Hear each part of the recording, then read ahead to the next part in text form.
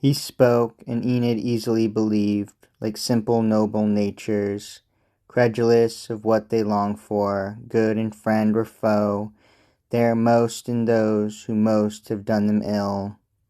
And when they reached the camp, the king himself advanced to greet them, and beholding her, though pale, yet happy, asked her not a word, but went apart with Idyrn, whom he held in converse for a little, and returned, and gravely smiling, lifted her from horse, and kissed her with all pureness, brother-like, and showed an empty tent allotted her, and glancing for a minute, till he saw her pass into it, turned to the prince and said, Prince, when of late ye prayed me for my leave to move to your own land, and there defend your marches, I was pricked with some reproof, as one that let foul wrongs stagnate and be, by having looked too much through alien eyes, and wrought too long with delegated hands, not used mine own. But now behold me come to cleanse this common sewer of all my realm, with Idyrn and with others. Have ye looked at Idyrn? Have ye seen how nobly changed? This work of his is great and wonderful. His very face with change of heart is changed. The world will not believe a man repents, and this wise world of ours is mainly right. Full seldom doth a man repent, or use both grace and will to pick the vicious quitch of blood and custom wholly out of him, and make all clean and plant himself afresh. Idyrn has done it, weeding all his heart as I will weed this land before I go. I, therefore, made him of our round table, not rashly, but have proved him every way one of our noblest, our most valorous, sanest, and most obedient.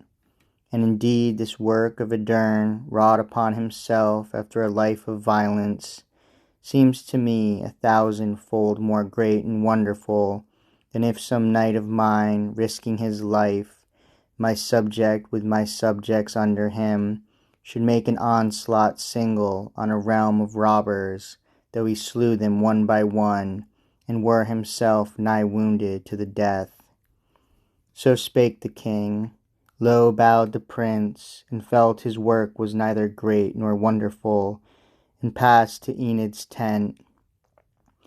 And thither came the king's own leech to look into his hurt, and Enid tended on him there, and there her constant motion round him, and the breath of her sweet tendance hovering over him, filled all the genial courses of his blood with deeper and with ever deeper love.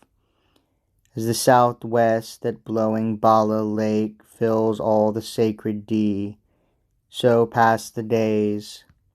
But while Geraint lay healing of his hurt, the blameless king went forth, and cast his eyes on each of all whom Uther left in charge long since, to guard the justice of the king.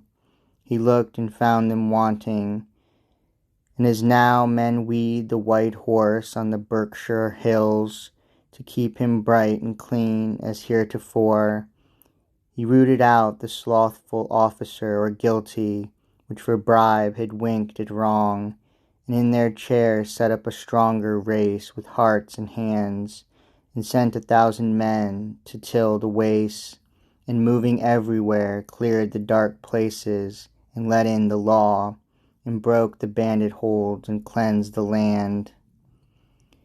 Then, when Geraint was whole again, they passed with Arthur to Caerleon upon Usk. There the great queen once more embraced her friend, and clothed her in apparel like the day. And though Geraint could never take again that comfort from their converse, which he took before the queen's fair name was breathed upon, he rested well content that all was well. Thence after tarrying for a space they rode, and 50 knights rode with them to the shores of Severn. And they passed to their own land, and there he kept the justice of the king so vigorously yet mildly, that all hearts applauded, and the spiteful whisper died. And being ever foremost in the chase, and victor at the tilt and tournament. They called him the great prince and man of men. But Enid, whom her ladies loved to call Enid the fair, a grateful people named Enid the good, and in their halls arose the cry of children, Enids and Geraints of times to be.